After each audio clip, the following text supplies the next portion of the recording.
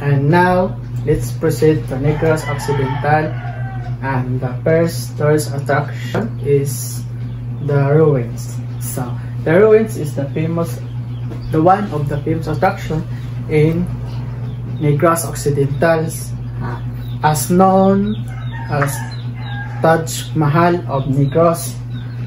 So, it is an iconic mansion showcases the remains of the Grand Assyrian home. So, one is a tourist attraction. This is Negros.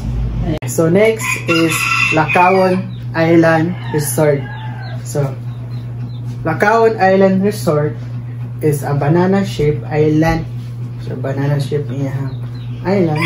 So, resort is united with coconut trees. It's a 16 hectares island nila.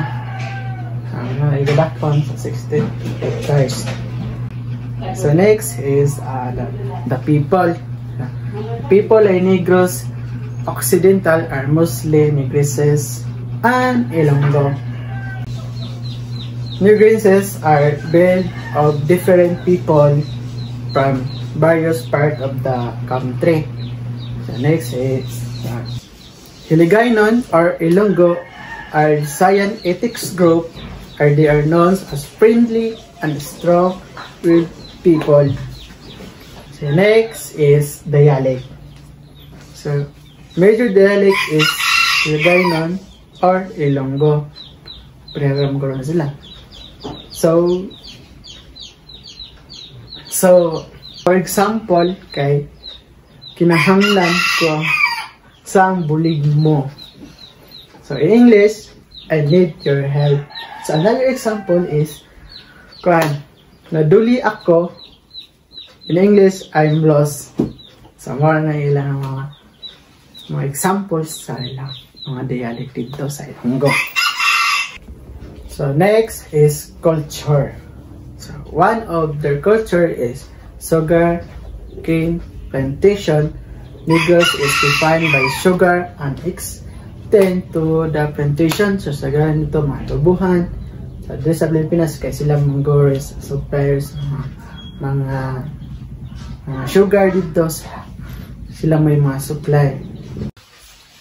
So next is family values is highly valued in Negros, such family gatherings and respect for sa mga magulang nilang edad. So every Sunday, family Sunday, ano siya. Next is people in Negros. So people in Negros are known to be corrupt or conservative when it comes to business venture.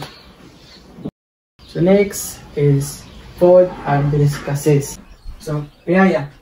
So piyaya is a plantain pastry stuffed with muscovado and coated with sesame seeds. So mga lingan siya sa mga sagon, banana, ano siya. So next is kansi. Kansi is made of beef, sang, and bone marrow boiled until gelatinous. So, maray sa kami niya ang taon kaya matakati lang. So, tilautan niya. Next is Napoleones. So, Napoleones is a layered pot pastry fed with custard cream and curd with white sugar on top. So, sa mga small square na siya. So, mga po na siya pinakasikat itong pagkaon. Next is festival.